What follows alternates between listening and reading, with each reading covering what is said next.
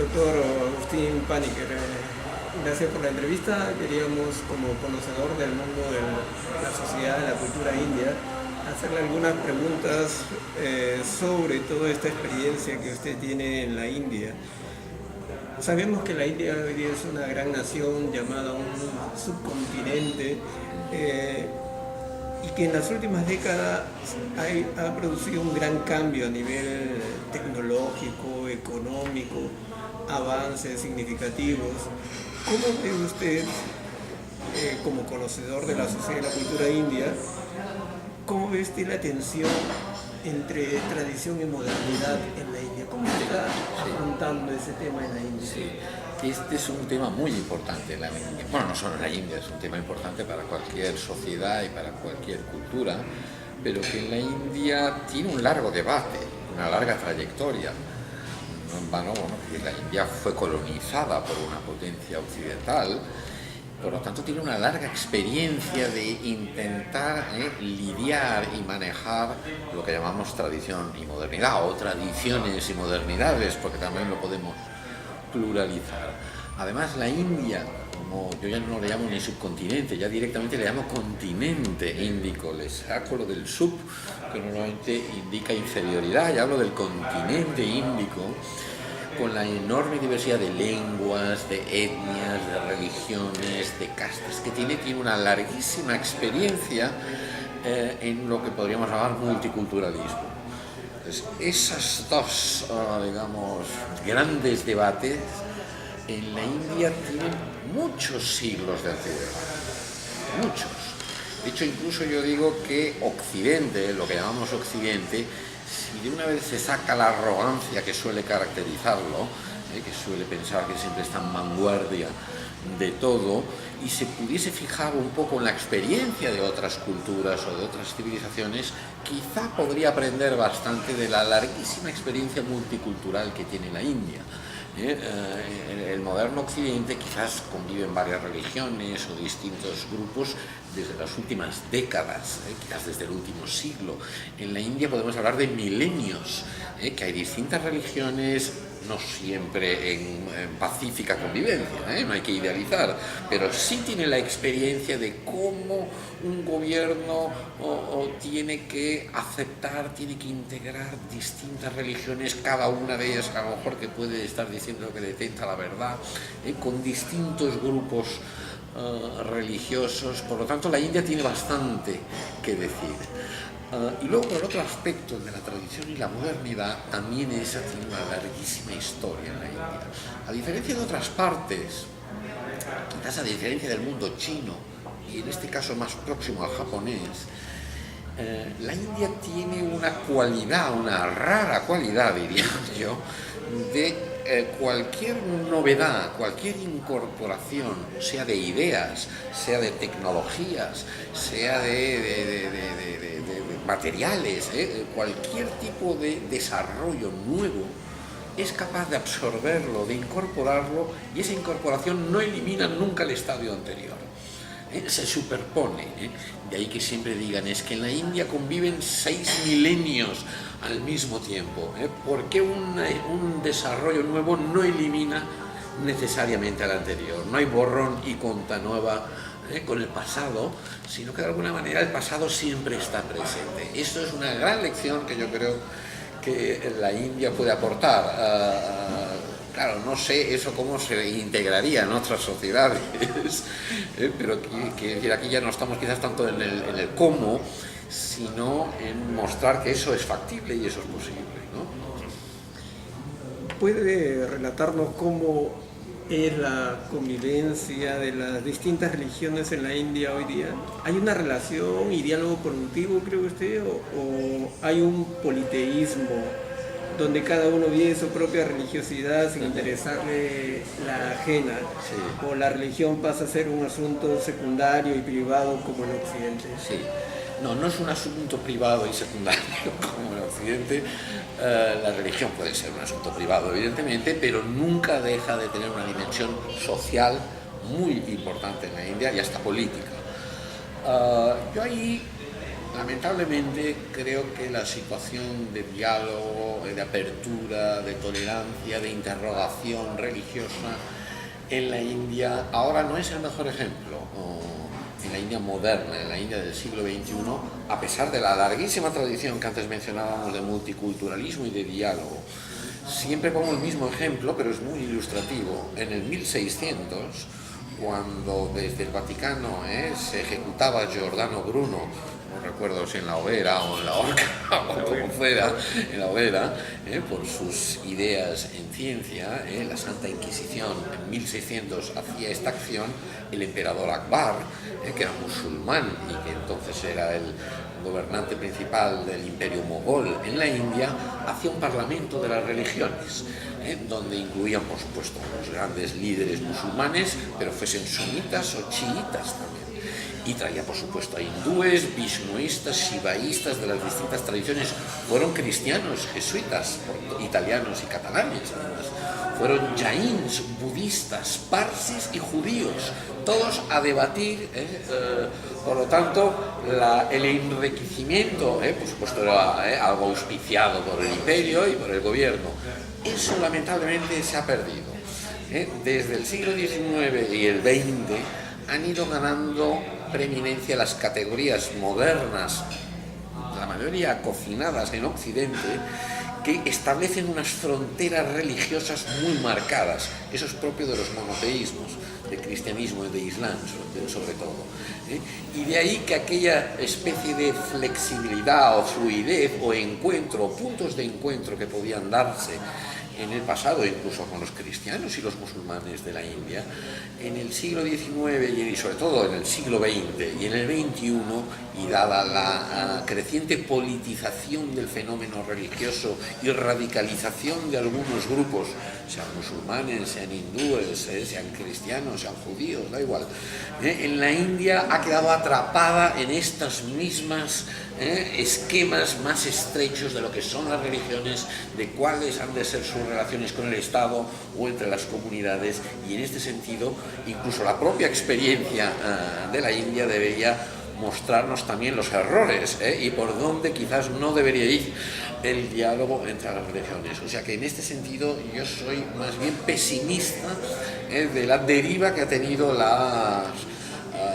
digamos, todo el diálogo interreligioso en la India, que ahora es más bien choque, sobre todo entre los dos grandes bloques de hindúes y musulmanes, y que aunque es verdad que hay grupos que sí están por el diálogo, por el encuentro, por no un cierto ecumenismo, ¿no?, pero sí por escuchar al otro, la mayoría está enrocado en posiciones más intransigentes y de resentimiento respecto al otro, y cada uno reinventando el pasado y creando un pasado antagónico que justifique la situación actual. Por lo tanto, ahí la India no es el mejor ejemplo.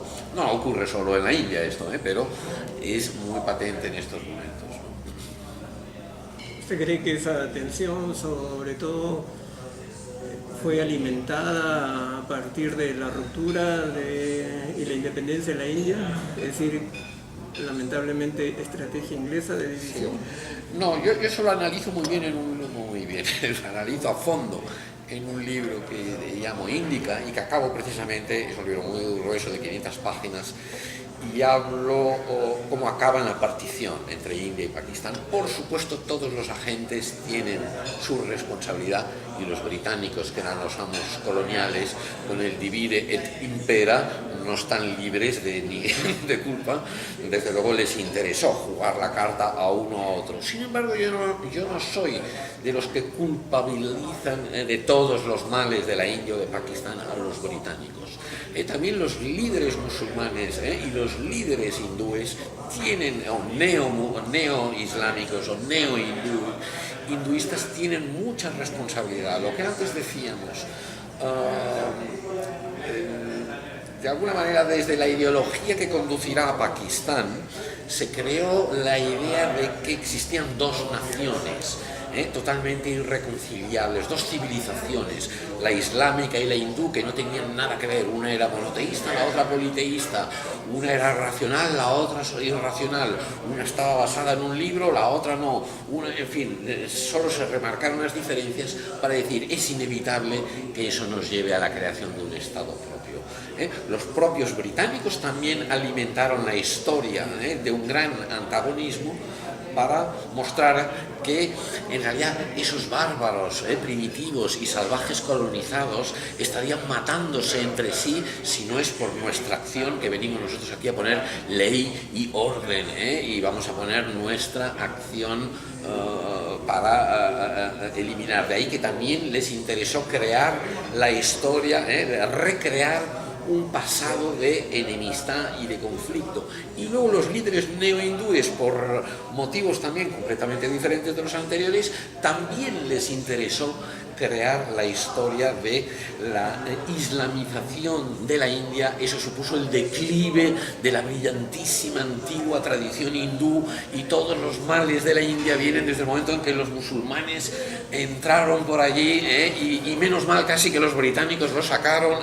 Por lo tanto, estos colectivos también son muy responsables en crear entre todos, fabricar la historia de 1000 años de antagonismo. Yo analizo muy a fondo la historia indoislámica de la India, y sin idealizar ningún pasado, ni negar que hubieron tensiones, que pudieron haber roces, ni muchísimo menos me aparece una historia de tan desencuentro, de tanto choque, de tanto conflicto, de tanta sangre. Por supuesto, nada a nivel del pueblo llano, pero es que ni siquiera a nivel teológico, a nivel clerical o a nivel gubernamental, ¿no? Por lo tanto, ahí hubieron muchos factores que les interesó recrear una larga historia de conflicto, de tensión y de lucha que inevitablemente conducía para unos, para otros, o para otros, a unas posiciones determinadas, ¿no? Y en eso todavía estamos.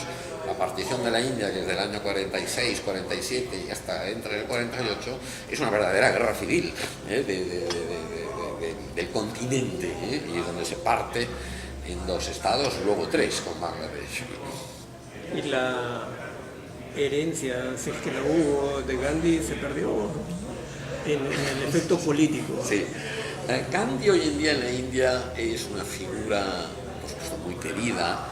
Él tiene una avenida principal en todas las ciudades de la India, que suelen llamar, los indios les encantan las abreviaciones, y MG Road, ¿no? Mahatma Gandhi Road. Y probablemente tenga por ahí cerca alguna gran estatua, y aparece en las billetes de dinero corriente. Pero aparte de estas imágenes simbólicas como conciencia de la nación, como padre de la nación, la India se ha decantado por un camino político y social diametralmente opuesto al que planteaba Gandhi. Nunca lo pierde de vista, siempre lo tiene ahí como referente, puede llegar a integrarlo de alguna manera, pero de una manera un poco ficticia. Gandhi era un anarquista. Gandhi tiene la idea de los pueblitos autosuficientes, la frugalidad, la austeridad, era muy reacio a la ciencia, bueno, hay toda la utopía gandhiana, es ecosófica en cierta manera. La India no, la India, sobre todo la India de las últimas 2 décadas, ha apostado, si la anterior fue socialismo a la India, la nueva India es capitalismo a la India. Nunca deja de ser a la India, que es lo que decíamos antes, siempre todo lo hacen muy suyo, pero claramente el mensaje de Gandhi ha quedado alejado. No la figura, que es muy querida, pero no por todos, pero por bastante parte de la población, pero el país a nivel político y económico sobre todo se ha decantado por otra vía, que es la vía del crecimiento, del desarrollismo rápido y moderno. Una cosa que me ha extrañado es que municipios, gobernaciones, hasta regiones han sido gobernadas por partidos comunistas. ¿Cómo se compagina esto con la religiosidad? Sí. De hecho, hay 2 regiones de la India, Bengala, a Calcuta, que es de las principales ciudades, o Kerala, que está en el otro extremo al sur, que es de donde era originaria mi familia, donde históricamente han dominado los comunistas, los partidos comunistas. Esto que al occidental le aparece como una aparente paradoja de cómo puede ser que la tierra tan religiosa o la tierra de las castas, de alguna manera donde la desigualdad social está ritualmente sancionada y aprobada, cómo es que este país no solo puede tener dos estados que han sido esencialmente comunistas, sino que puede jactarse, con sus problemas evidentemente, pero con cierta autoridad de decir es la democracia más grande del mundo. La India desde hace 65 años, y antes con los británicos, pero desde la India independiente, a diferencia de sus vecinos, de Pakistán, de Bangladesh, de China, de Nepal, de Myanmar, de Sri Lanka, no ha tenido gobiernos militares, no ha tenido ruptura, ha tenido elecciones periódicamente, salvo 2 años que Indira Gandhi tuvo un ramarazo de autoritarismo en el año 75 y que la enviaron a la oposición a los 2 años siguientes cuando hubo elecciones y fue la primera vez que su partido perdió unas elecciones. Ha tenido una experiencia razonablemente democrática. ¿Cómo se compagina eso con esa herencia religiosa y de casta? Yo siempre digo, a ver, la India jamás podría haber tropicalizado, de alguna manera, indianizado un sistema político que evidentemente es de corte anglosajón, las ideas de democracia, de sufragio, los valores de justicia social, de igualitarismo, todo eso, si eso no hubiese estado ya presente en la India.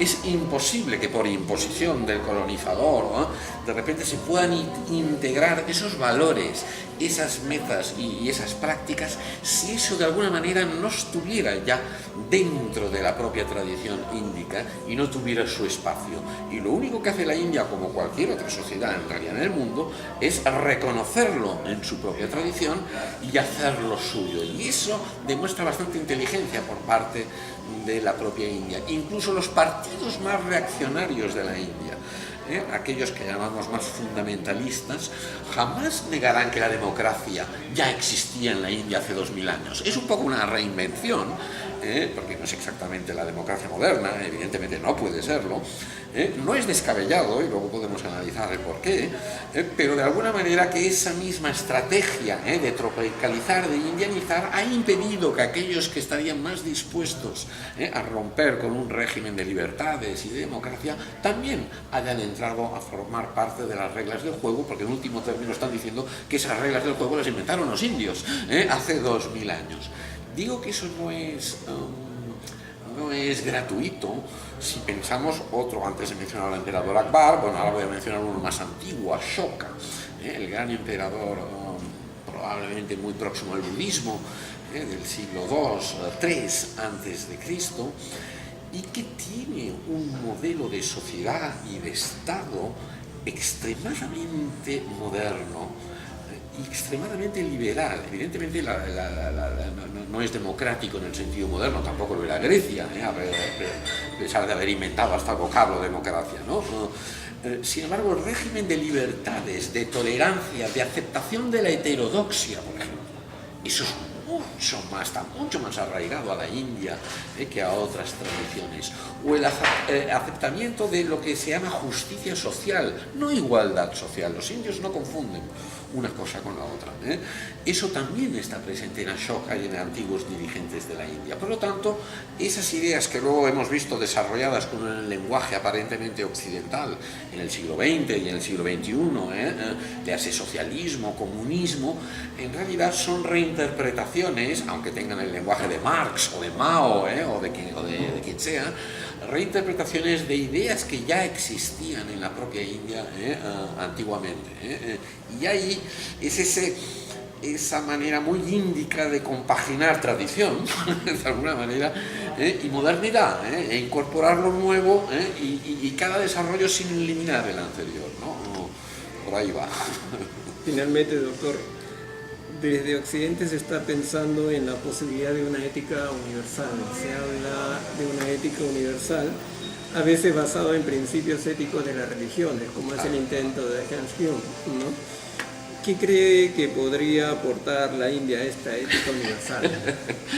La India podría aportar, ahí es interesante, la India podría aportar mucho Sobre todo, a ver, yo ahora voy a polemizar un poco, ¿eh? Podría aportar exactamente lo contrario. Podría aportar, la India parte del paradigma opuesto. No le gustan nada los universales. Sospecha muchísimo, ¿eh? Aunque, por ejemplo, hay una serie de valores éticos o morales que, por ejemplo, Gandhi ejemplifica bastante bien, y que en la India todo el mundo asocia, como, bueno, esos son valores legítimamente universales que están bien, la austeridad, cierta castidad, la veracidad. Bueno, pues todo el mundo sabe que si se comporta siguiendo estos patrones, las cosas más o menos funcionarán bien. Sin embargo, aparte, aunque esa noción existe, el patrón verdaderamente índico es que la ética y la conducta apropiada no es universal, sino que es particular y contextual. La India recela del universalismo, la tradición índica, la India moderna se encuentra más en un punto de encuentro entre esas dos tradiciones, la occidental, que es extremadamente universalista, y la propia, que es extremadamente contextualista, que es lo que resume el concepto Dharma. Una de las acepciones de Dharma es el deber y la conducta ritual y social y política que los individuos han de seguir para que la sociedad o el Estado funcione correctamente. Y la idea central a este respecto es que el Dharma no es universal, es Svadharma, es Dharma propio. No es lo mismo, la India recela mucho de esa idea de que los hombres y las mujeres, los del norte y los del sur, los de una casta y los de otra casta, los de Bengala o los de Kerala, todos se tengan que guiar bajo un mismo patrón. Somos todos diferentes, que no quiere decir que seamos todos desiguales. La India dice que incluso una misma persona a los 20 años no es la misma que a los 70 años y no debería guiarse. La India tradicional, me estoy refiriendo cuando hablo de la India. Por lo tanto, el Dharma es contextual. El comportamiento ético y ritual adecuado para una persona no es necesariamente el mismo para otra. Eso crea un sistema de jurisprudencia extremadamente complejo en la antigua India, y crea una serie de códigos de leyes, los Dharma Shastras y los Dharma Sutras, a los cuales acceden los pandits no como códigos de leyes inflexibles y universales. La India le horroriza la idea de que la justicia debe ser ciega al contexto, que es casi la representación que nosotros tenemos, ¿no?, de la justicia, que se venda los ojos porque no puede hacer distinciones. La India dice, pero eso es una aberración, somos todos distintos, tiene que haber unas distinciones según el tipo de persona, si era joven, si era adulto, si era hombre, si era mujer, si era de una casta, si era de la otra. Esa es la tradición índica, el deber, la ética, en último término, es individual. Además, varía según las ordenanzas reales, según los periodos cósmicos en los que nos encontremos. De ahí que eso se encuentra, sobre todo en el 18 y en el 19, de mucho más patente, con una mentalidad completamente opuesta, que es la británica, y hoy en día la India se encuentra en el choque entre su viejo concepto Dharma y las nuevas ideas de una justicia o de una ética universal. La posición, la aportación que puede hacer la India de algún gran pensador, filósofo, quizás Ashish Nandi sea la gran autoridad al respecto de cómo integrar esa visión dármica tradicional para el diálogo sobre la ética moderna, sobre la ética universal o no, y cómo introducir los elementos de flexibilidad, contextualismo a esas ideas universales que a veces pueden ser muy rígidas y pueden ser demasiado monolíticas y que no dejan de estar demasiado arraigadas a una tradición cristiana o una tradición lógico-científica, que lo que busca son unas leyes universales. En realidad busca lo mismo que la teología, ¿no? Analizar la mente del arquitecto. Unos lo han hecho de una manera y otros de otra. La India sí tiene algo interesante que aportar a este respecto, en el sentido de que tiene ese pasado de contextualismo tan importante, y que el concepto Dharma es quizás uno de los más claves para entender las tradiciones de la India, todas las tradiciones de la India, que en ese debate tiene también algo interesante que decir. ¿Cuál sería el encuentro? No se sabe muy bien, y la India se encuentra con contradicciones.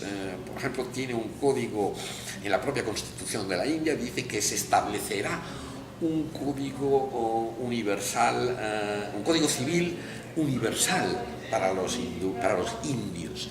Y sin embargo todavía acepta, anclado en las viejas ideas de Dharma, de que cada comunidad se autorregule. Esa es la idea de casta. Aquí la casta tiene muy mala prensa porque solo vemos un aspecto, pero hay otro aspecto de la casta, que es que cada grupo se autorregula según sus propias leyes, según sus propias costumbres, según sus propios valores y según sus propios principios. Eso es difícil de integrar en modelos más universalistas, y ese es un debate en la India extremadamente importante en estos momentos. Los musulmanes todavía pueden guiarse por la Sharia para herencia, para matrimonio, para una serie de cuestiones, mientras que los otros no. Entonces ahí queda, estamos en terreno de nadie. No es ni el universalismo anglosajón ni el viejo concepto de Dharma. Está la India en ese diálogo, pero de alguna manera todavía anclado en la idea de que el Dharma, el orden, el flujo de la sociedad, en último término, es algo flexible, es algo no inflexible, es algo moldeable, y es algo sobre el cual los sabios tienen que debatir permanentemente. Pero siempre hay a lo mejor unos mínimos a partir del cual se puedan entender. Sí. También existe este concepto en la India, que hay esos mínimos. Ahí los he mencionado un poco antes. Esos mínimos son, Gandhi los ejemplifica muy bien, son unos mínimos comunes a todas las tradiciones de la India, a budistas, jainistas, hinduistas, a distintas tradiciones, y que se basan en una vieja idea de 5 votos. El voto de la no violencia, este sería muy importante en la India. Lo que pasa es que a veces es difícil de interpretar fuera de la India, y cuando tiene su traducción política, dice como la no violencia, y tiene la bomba atómica. Eso es no entender lo que es la no violencia. Pero vamos, otro es el de la veracidad. Otro es de una cierta austeridad, lo que en la India llama desposesión, y una cierta contención, que a veces le llaman castidad. Y luego el no robar, ese es un mandato también bastante común, bastante universal, esto lo encontramos en muchas culturas. Sobre esa base gravitaría, digamos, los principios de la ética de la India. Pero así como muchos de ellos los encontramos en otras culturas y en otras sociedades, el de la no violencia, y que suelen poner siempre el primero, ese es propiamente de la India. Sí que a través del budismo luego ha impregnado otras sociedades de Asia, pero en realidad es un concepto muy enraizado a la India, y tiene básicamente que ver con las ideas del autocontrol del renunciante, del yogi, de que aquel que es capaz de trascender su yo, su ego, su sí mismo, y que es capaz de no responder violentamente a la acción violenta, a la acción pasional, a la acción emocionalmente poderosa, y que es capaz de autocontrolarse y mantener la ecuanimidad. Doctor Paniker, ha sido un gusto poder conversar con usted. Muchas gracias por compartir sus reflexiones. Un gusto, el gusto ha sido mío. Un gusto, gracias.